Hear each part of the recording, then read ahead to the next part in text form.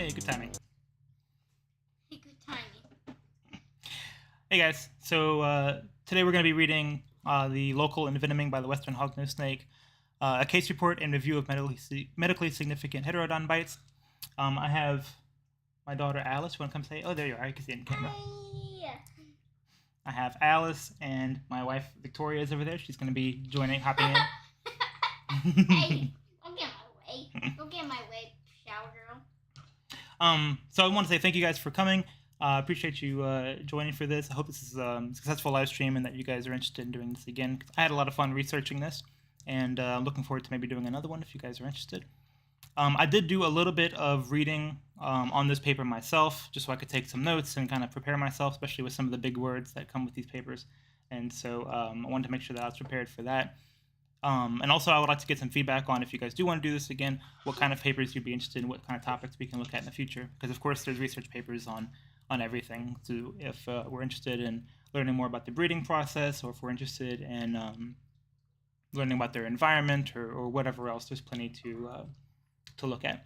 If you were lurking, there's be plenty. You can obviously watch this on replay, or there'll be plenty of information here. But I also want to mention that I'd like this to be kind of not cooperative. What is the word? And yeah, a little bit of a dialogue. So if you guys leave something in chat, we can discuss. This isn't me teaching you anything. This is literally just me reading through the paper along with you and us discussing it. Discussion is the word I was trying to look for. So this is a bit of a discussion. If you guys are interested in that, please feel free to speak up in the comment section.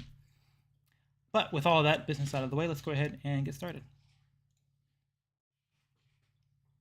So here's the paper. It's called Local Envenoming by the Western Hognose Snake, Heterodon nasicus, a case report and review of medically significant heterodon bites. Two authors, including Scott Weinstein, and there's an article in Toxicon, which is, I'm assuming, some kind of reptile magazine or scientific literature about reptiles, from May 2009. What else? Do you guys want butterfly cam? We have Maybe. butterflies. I'm not doing butterfly cam. I do have 2 hatched butterflies, and they made it earlier today, so I'm excited about that. He made them. They're giant swallowtails. You hush. Okay, so that whole title we just read by Scott A. Weinstein and Daniel E. Keyler, and here are all of their credits. I'm not going to read all of that, but that's who they are. And we'll just start with the abstract.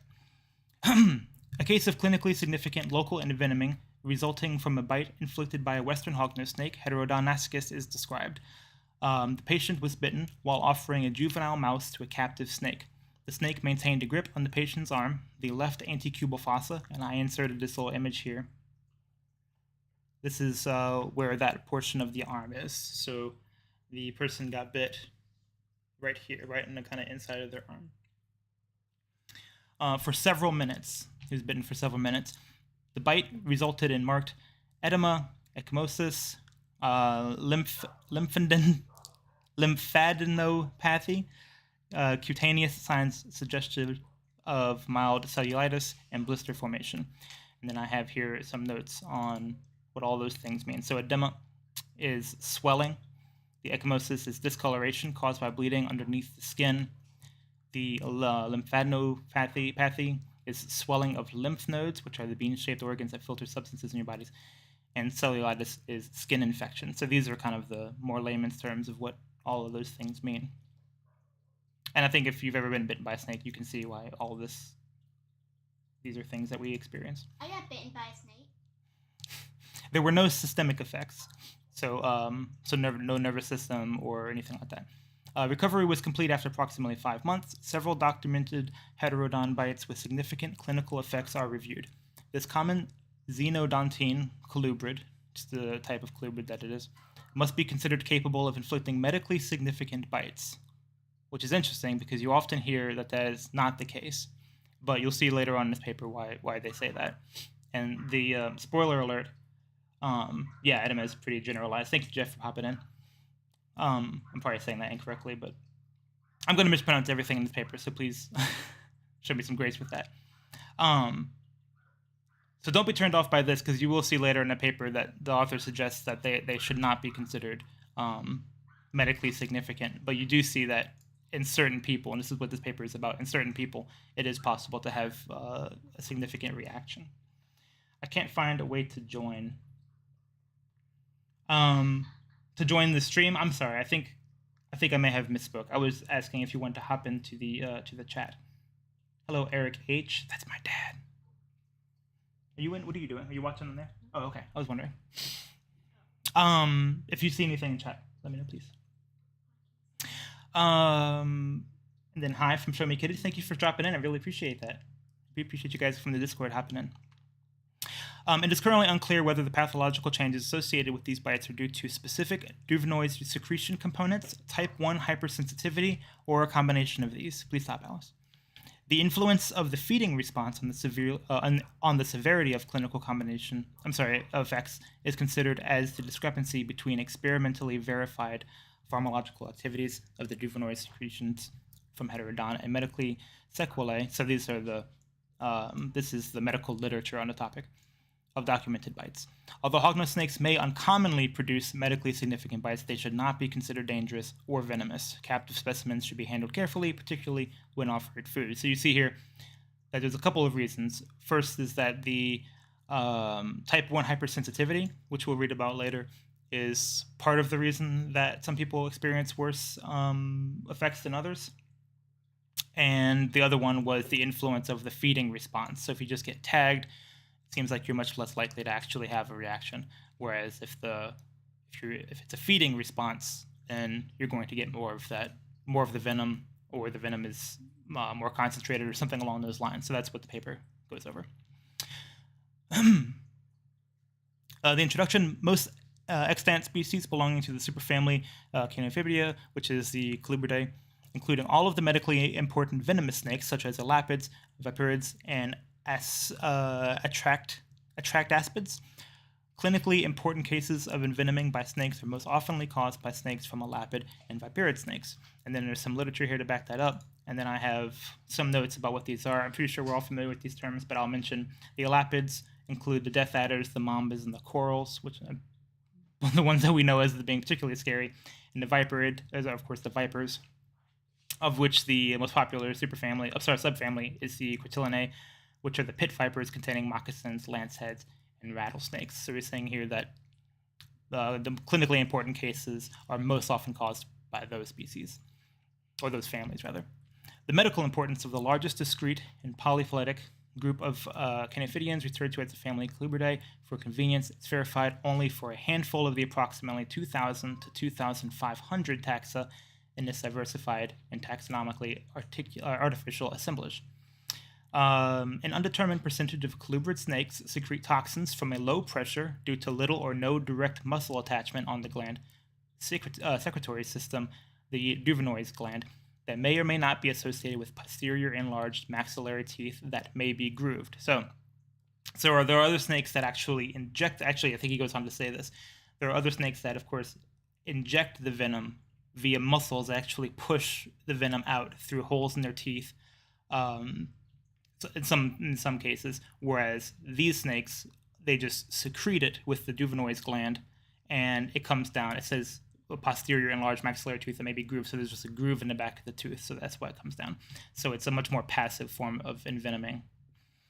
Fatal envenomations or serious morbidity inflicted by the African, that word, and there's a bunch of other ones, have been thoroughly documented. Accumulating data suggests that phylodryas, there we go, phylodryas probably are medically important in South America. These are just a bunch of references you got to skip over. The clinical relevance of other colubrid taxa is supported by limited evidence. So this is just going on to say that colubrids are not the main venomous species to worry about. Aside from a small sampling of colubrids with proven capabilities to produce human mortality and morbidity, few documented evidence-based cases support the medical importance of other colubrid species. Yeah, garter snakes secrete the same way. And that's something that I learned recently, but it is relatively, I think, in the last decade or two, that we're actually, the narrative is changing on whether or not garter snakes are venomous. It turns out that they are, and kind of in the same way that that hognoses are. But they're still widely not considered a venomous species, although they, technically are. The hognose snakes, Heterodon, in this case Nasicus, and their allies, the Lystrophus, have been traditionally considered and are still widely viewed as members of the colubrid subfamily Xenodontinae. It is noteworthy that a recent taxonomic study recommended reassignment of Heterodon and Lystrophus to the subfamilies Heterodontinae and Xenodontinae, respectively, of the family Dipsidae. Traditionally, xenodontines are a diverse group that consists of at least 90 genera, greater than 500 species. Several xenodontines, excuse me, I messed it up, have been implicated in clinically significant envenomings. The North American genus Heterodon consists of 4 species: Nasicus, Platyrhinos, Simus, and Kinnerlii, something. So these are the Western, the Eastern, the Mexican, and Southern, I believe. I didn't know that about garters. Yes, yeah, garter snakes actually are. They're harmless, but they are technically venomous. Because they don't have arms. I said harmless, not harmless, cutie. Let's see. The western hognose snake, the Nasicus, is one we're interested in, is small to medium size. Average adult size is approximately 50 centimeters. It is found in sandy/loose soil biotypes. Oh, I think I'm covering up with the webcam. I'm going to try to make sure that the paper is a little bit higher up than my webcam is. I apologize for that. It's found in sandy/loose soil biotypes in prairie, rocky environments, and coastal habitats. It ranges from southern Canada to northern Mexico, with a distribution border in the east by Illinois and by Colorado and Wyoming in the west. Hognose snakes are popular pets and are regularly available from animal dealers and private reptile breeders. The envenoming potential of Heterodon has been debated since the mid-20th century. Several authors have reported local effects from bites by these snakes, usually accidental bites inflicted during feedings of captive, I'm sorry, I was going to say specimens, but here's a picture of a normal Western. It's not a particularly attractive picture in terms of the quality, but it is a very pretty specimen. Yes, baby. No, baby. Victoria. In particular, from Heterodon nasicus, that consisted of edema of varying severity, uncomplicated lacerations, and local pain. So the person got a little bit of swelling, some cuts, and some pain. Assessed the toxicity of Heterodon and reviewed accounts of several clinically significant Heterodon bites. We report here a case of H. nasicus that resulted in significant local effects. In addition, this case is considered with several reviewed cases of bites that resulted in significant clinical sequelae. So again, this is a kind of rare instance, is what the author is saying here. So here's the actual case report. Here's the part that we're interested in. A 21-year-old female presented to an emergency department approximately 3 to 4 hours after sustaining a bite on the left antecubital fossa from a captive young adult, approximately 45 centimeters total length, western hognose snake H. nasicus. The patient had no prior history of Heterodon bites, which that's going to be important later. The snake was a long-term captive in a university biology department collection, and she was bitten while feeding the snake a small mouse, also important. She reported the snake maintained a grip on the arm for approximately 3 to 5 minutes and had to be removed by manual force. The jaws were pried open by forcible lifting of the maxilla via the snout. So we know, at least it's pretty common knowledge, but I'll say it again if you don't know already. The hognose snake's got the nostril scale, the rostral scale, in the front. That's what we're talking about here. And if you put your finger underneath the scale and lift up, then you can get them off of you. And that's, I think, the way that is kind of recommended to get them off. It's a pretty non-invasive way. Some people I've seen people pour vodka or use a card or whatever else, but generally just lifting up on that scale. I haven't actually been bit, but this is what I'm seeing is that's the way to do it, and this is the way that she did it. I will also mention while we're paused that it was approximately 3 to 5 minutes before she got him off, which it seems like a very long time. I don't know why it would take 3 to 5 minutes unless she was... I mean, you shouldn't have to struggle that long, so I don't know, maybe they're just interested or taking pictures of it, or I don't know what happened, but 3 to 5 minutes to be bitten by a snake is kind of a long time. The resulting punctures bled freely for several minutes following the bite. During the first 3 hours following the bite, she experienced no appreciable pain or swelling. She later reported that the swelling noticeably increased several hours after the bite and thus sought local medical attention. So, what did she say? She was in the emergency room 3 to 4 hours after sustaining the bite. So for 3 hours, nothing happened. And then in that 4th hour, she said, okay, I guess it's getting a bit worse. I should go to the hospital. She later reported the swelling noticeably increased several hours. Okay, I got that right. Tetanus immune status was confirmed, and 1 gram of ceftriaxone IV was administered, so they gave her some stuff for the swelling, it sounds like. Edema of the left arm increased and expanded, and due to concerns of medical personnel unfamiliar with snake bites, the patient was transferred to a level 1 trauma center. Upon arrival, toxicology consultation was obtained approximately 5 hours after the incident. Noted was edema involving the left elbow extending to the wrist. So we're talking now about, where are we at here? So the bite was here, and we're getting swelling all the way up the forearm to the wrist. Mild ecchymosis and 2 clearly defined punctures proximal to the antecubital fossa, so nearby to that triangular shaped area that the bite was in.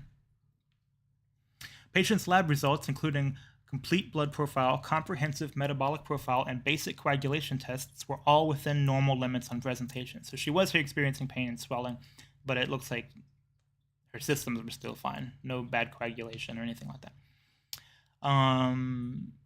She complained of mild pain associated with the increased tension of the edema, which, of course, if your arm swells up, that hurts because the skin's being pulled taut.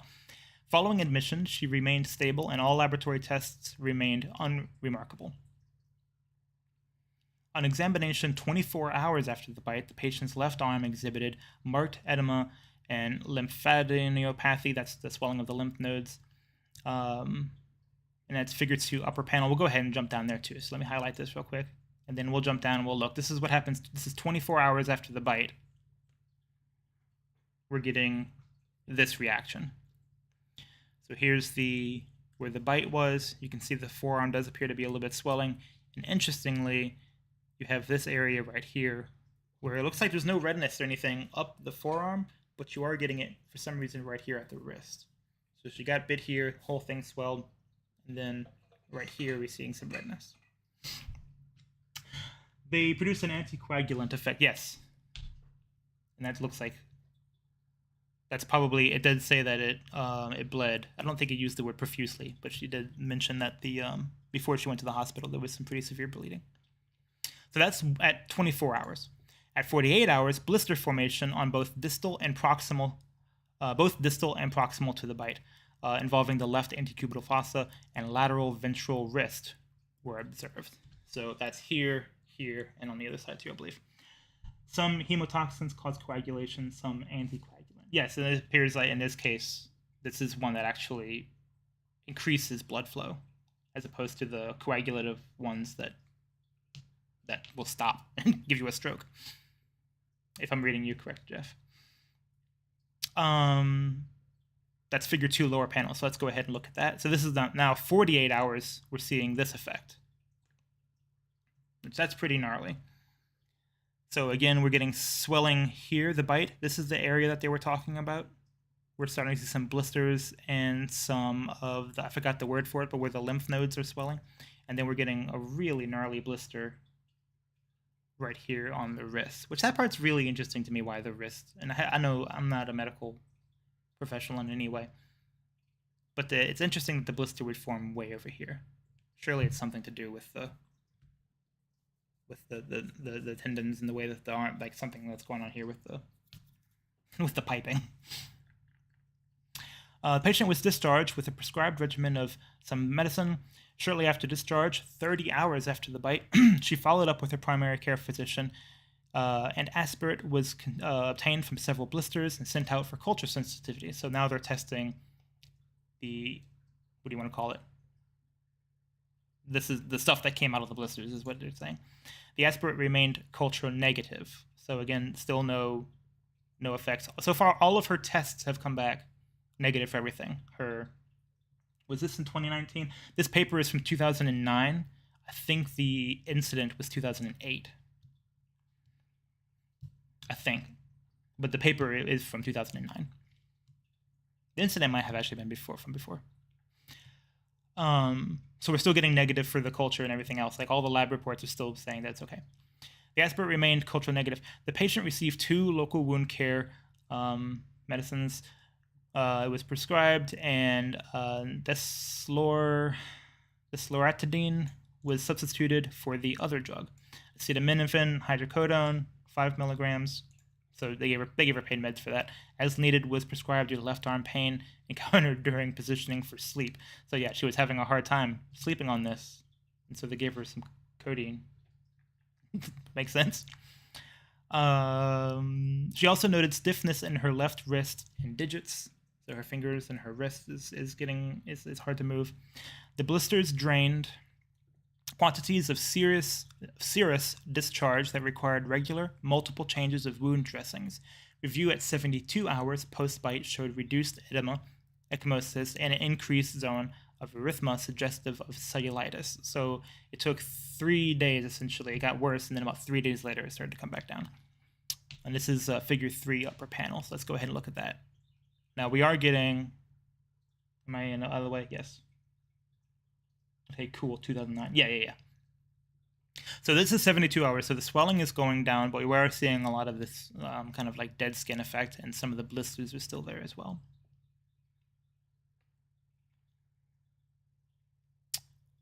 At 96 hours post-envenoming, what is that, 4 days? Noted were persistent edema of the left hand, ecchymosis, blistering of the medial ventral left arm. 28 days after the incident, the patient reported pruritus, which I have here as itchy skin. So 4 days later, the skin was itchy, which I'm surprised that didn't come sooner, honestly. Maybe because of the swelling or something. Pruritus of the left forearm with reduced ecchymosis and resolving blisters. So again, the dying skin is going down, the blisters are going down, itchiness is increasing. This is 4 days after the bite. The edema, pruritus, and stiffness improved during the following 2 weeks. At 10 weeks post-envenoming, multiple milia were observed at the wound site, most notably at the wound margin. Healing was complete after 5 months. Milia, by the way, are cysts. So we're having some cysts forming, but this is far after the event. And again, healing was complete at 5 months. So it took us quite a long time to actually come down from all this. So here is some more panels to see. The left panel here is 72 hours. It looks to me like this is the worst it got. After 3 days, this is what she was experiencing. And then over here on the right side, you can see some pretty bad swelling of the hand itself. So that was the report of what actually happened. We see how they treated her medically. All the lab reports came back. There was no systemic effects, nothing to worry about in her blood. They sampled the stuff that came out of the stuff that came out of the blisters. They tested her blood. She was looked over. She was taken to a trauma unit. She came back, what I think it was like 30 hours after the bite, so she was checking in with the physicians regularly, and essentially they gave her antibiotics and pain medicine, and it just took some time to heal. I'm making it sound better than it is in her case, but the reality is none of these are long-term effects, and this is a particularly severe case, which they're going to talk about next, is why this was so severe for her. Discussion. Clinical manifestations observed in this patient were similar to those noted in some mild local crotaline envenomations, so it's comparing it to other snakes. The patient exhibited moderate, again, swelling, ecchymosis, blister formation, and possibly mild cellulitis. These pathologic changes were possibly caused by the combined activities of several juvenile secretion components, which is that's that gland that we were talking about where the hognose produce their venom, and type 1 hypersensitivity. To date, there are few data regarding the components from oral secretions of heterodon that might be responsible for the observed clinical effects. This person in 2000 reported that H-nasicus juvenile secretions exhibited low, and then there's a big word here, moderately high protease activity and lacked PLA2. So we're going to get into some chemical stuff here that I don't understand at all. And if anybody does understand it, I would love to talk more about it. But the point is, we're breaking down the chemicals in the saliva and seeing exactly what it's made of. And we're saying here, it's low for this one, the heterodon, the H. nasicus is, moderate high for these, and lacked PLA2 entirely. The saliva of the subspecies H. nasicus contained high levels of PLA2. Oh, I'm sorry. This was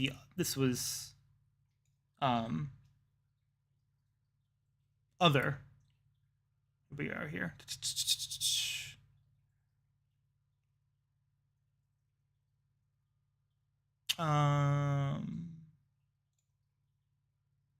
Then high level PLA2. 5 minutes, long time to venom introduced, even if it's very weak. That's what I was saying. 5 minutes seems like a very long time. 3 to 5 minutes is what she's saying. Now, people are horrible judges of time, especially in traumatic situations, but like I don't think it would take me 5 minutes to get the snake off my arm. Especially, let me tell you this, especially at a spot like here. You know, like, would I let it grab onto my finger for a few minutes? That's maybe one thing, but like right here seems like a very tender spot to have something chew on you for 5 minutes. Oh, okay, I'm sorry. Here's what I was messing up on. The Duvenoy secretion components, they were saying, has these chemicals in it. The saliva contains high levels of PLA2 and no proteolytic activity. A mean liquid venom yield from 2 specimens, and then it goes on to describe them, was 24 microliters and 15 microliters. Like when you have a snake dangling off your arm. Yeah, like when you have a snake dangling off your arm, you should not have that there. The heterodon oral secretion study did not contain detectable thrombin-like some word. So it's just comparing it to other chemicals that I think other snakes have. Pharmacological studies of Duvenoy secretions from platyrhinos, this is the eastern hognose snake, demonstrated induction of neuromuscular blockade in a dissected frog sciatic nerve, gastrocnemius, that word, preparation and antagonism of acetylcholine and histamine responses of isolated rat duodenum. Dad, look, it's our favorite word. Actually used in a paper, duodenum.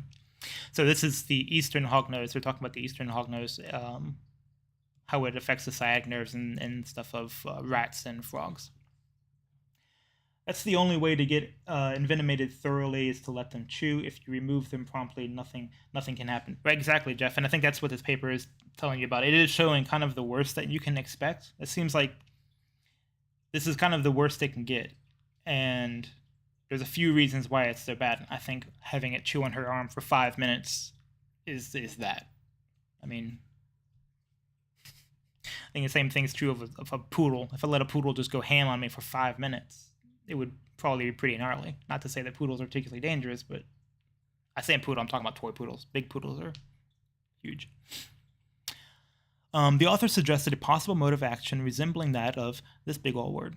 With the ongoing identification of postsynaptic neurotoxins, these are called three-finger neurotoxins, previously referred to as various types of long-chain and short-chain neurotoxins in the Duvenoy secretions, it is possible that such toxins occur in heterodon species and were detected in the study conducted by Young in 92. Available data, including clinical observations from the present case, suggest that postsynaptically active toxins detected in vitro play no medically relevant role in heterodon bites. So they're studying the saliva of heterodon and saying that we're not getting any of that synaptic activity that we are in toads that we studied with the eastern hognose. Similar to the majority of well-documented, medically significant colubrid bites, the primary clinical manifestations are, and then this is the same things that we talked about before, the swelling, the bleeding. To date, there is no evidence documenting or supporting any systemic effects of heterodon bite. And this is really the important part, because with the snakes that kill you, anything more than 20 seconds is ridiculous. It's kind of a long time to let something just chew on you, regardless of how safe or unsafe it is. I mean, I would worry about bacterial infections after 5 minutes, regardless of species. But the snakes that will kill you for, they will attack your heart, and they'll attack your brain, and they'll attack the coagulation of your blood and give you strokes and things like that. This is saying to date, there is no evidence documented supporting any systemic effects. So when it comes to heterodon stuff, like, yes, it is possible to get some swelling and to get some blistering and things like that, but you're not going to have like any kind of something happen to your internal systems. The discrepancy between the in vitro data, clinical manifestations may be due to taxa-specific neurotoxins and the secretion, as well as the mammalian responses to other components such as proteolytic. So here's what they're saying is that it's specific to their prey, which makes perfect sense. We're seeing these things affect toads and rodents, but we're not seeing it in humans. So it's a specialized chemical that they excrete is the point. The occurrence of prey-specific toxin juvenoid secretions from heterodon has been considered by several researchers. He goes on to name a few. Recently, avian and/or saurian-specific toxins have been characterized from the juvenoid secretions of the mangrove snake and the brown tree snake. Which, yeah, we know that there are prey-specific neurotoxins, so that they've evolved to have ones that affect what they're going to eat. Now, here's the interesting part to me. This is the part I like. Type 1 hypersensitivity to snake venom is a recognized consequence of sensitization by previous envenomings, frequent handling of venomous snakes, and repetitive exposure to crude lyophilized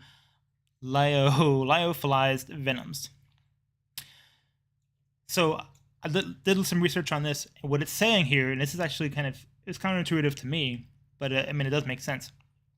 Type 1 hypersensitivity is whenever it makes sense, like whenever you're hypersensitive to whatever the thing is. So it might be like bee stings, whatever. It's different than an allergy, but the point is you're more sensitive to it. You might think that you would develop an immunity to it over time, that you'd become less sensitive. But what it's saying here, and I read, here's 4 other papers backing it up, the hypersensitivity itself is a consequence of sensitization by previous envenomings.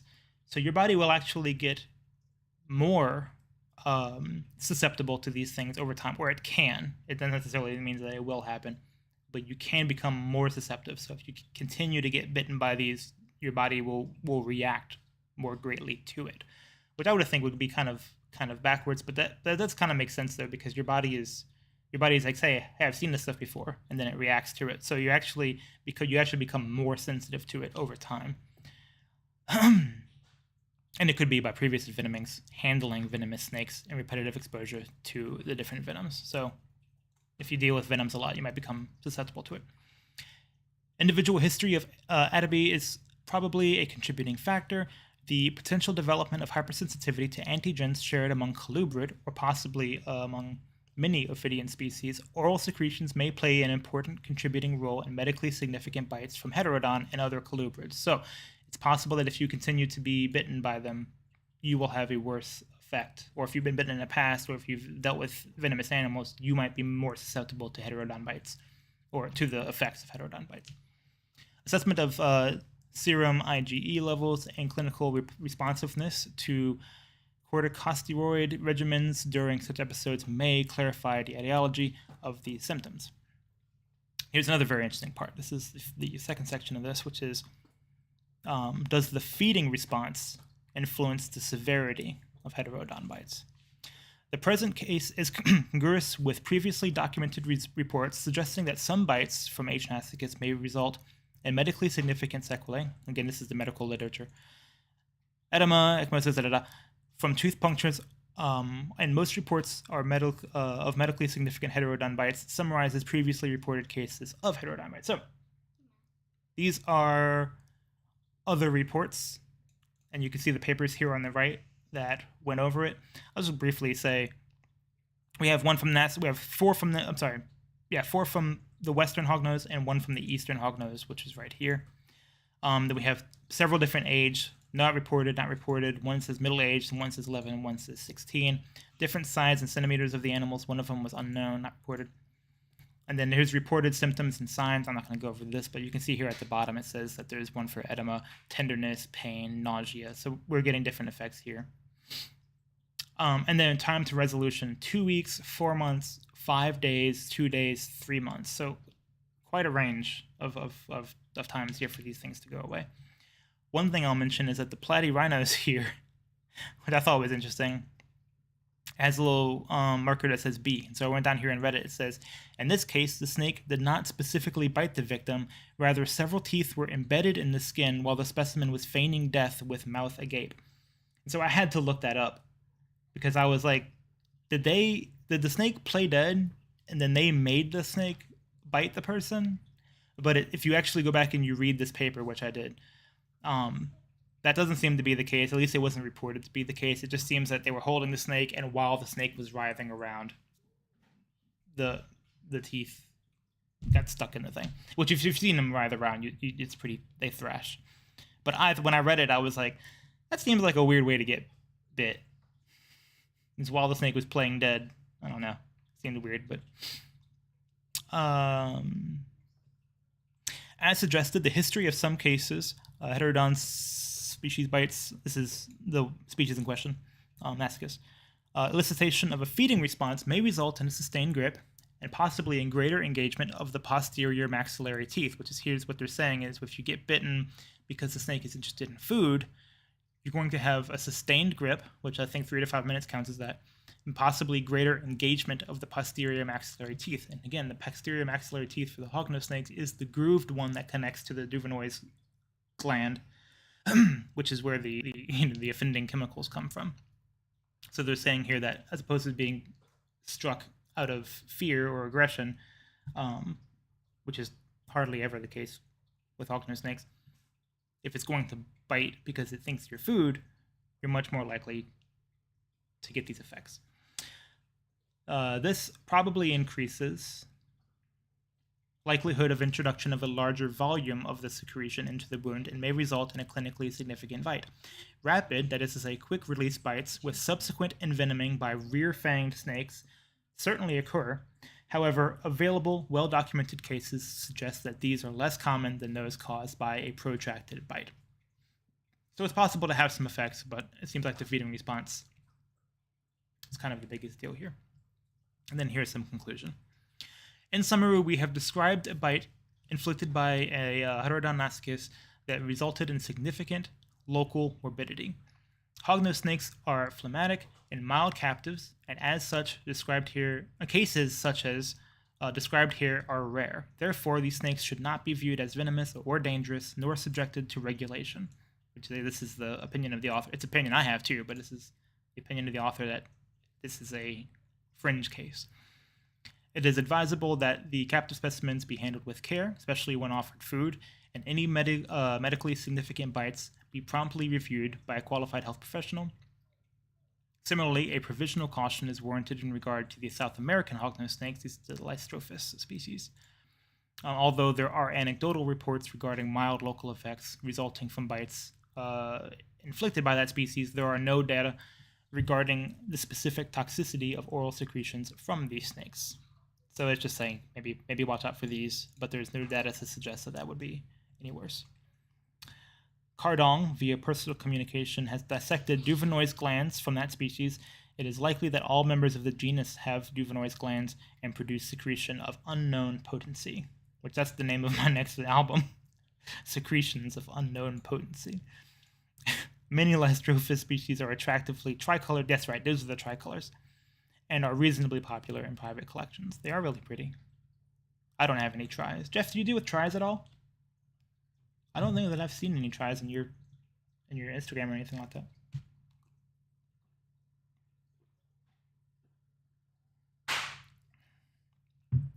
Although there is no specific treatment other than wound care and symptomatic management, so just managing the symptoms, recommended for medically significant bites inflicted by the species, we recommend that patients bitten by these and other colubrids of unknown medical importance be observed in a medical facility as long as necessary to rule out development of any significant or local systemic effects following a bite, which I think is good advice. Just saying, even though even if there's nothing specifically that we do with these snakes, it is a good idea. I mean, it just helps the data out.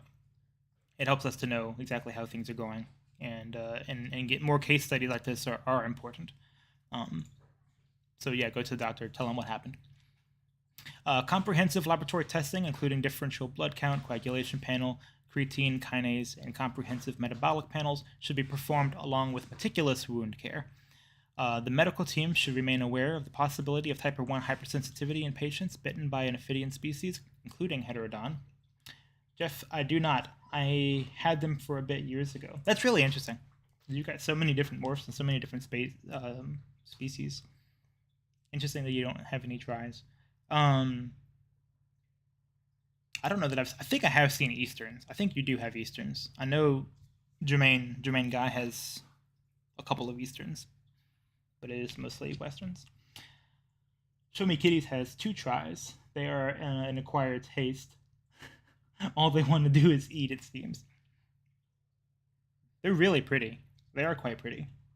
I don't prefer their head shape to the shapes of the Westerns. But I mean, the coloration is really gorgeous. And I think some cool things are going to happen with the morphs too as they get more popular.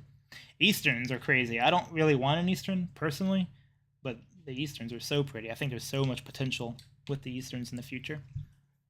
But that's for somebody else to do. At least for me right now.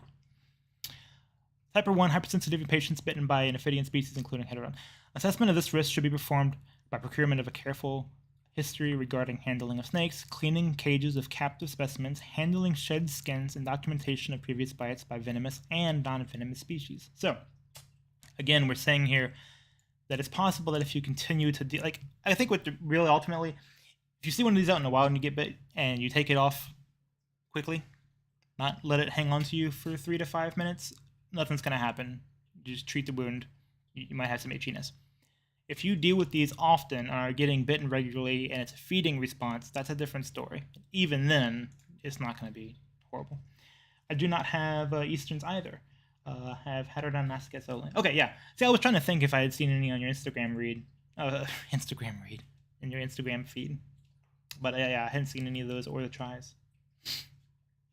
They were cool. They're not for me, but they are really, really cool.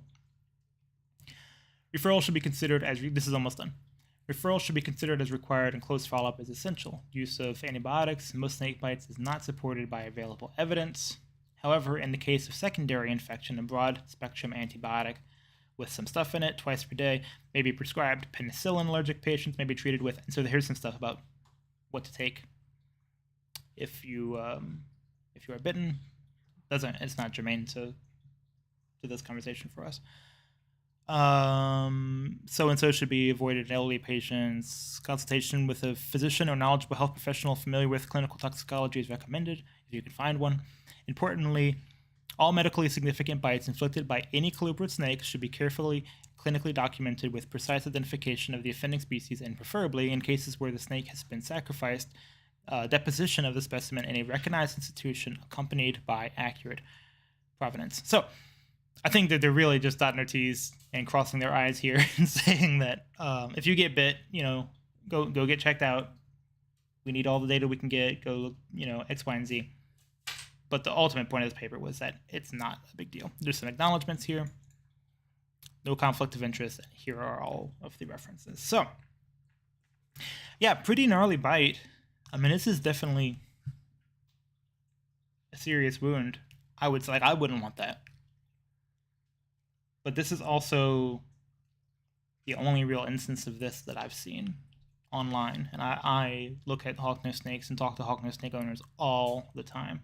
And so the author, I want to make it clear too, that if you've been here the whole time, or if you haven't been here the whole time, the author does specifically say that these are not dangerous species. They shouldn't be regarded as this is a very specific case where the person seems to have been hypersensitive to it. It was a feeding response, and it was they had a prolonged grip. It was 3 to 5 minutes. So you take out, any 2 of those and you're fine.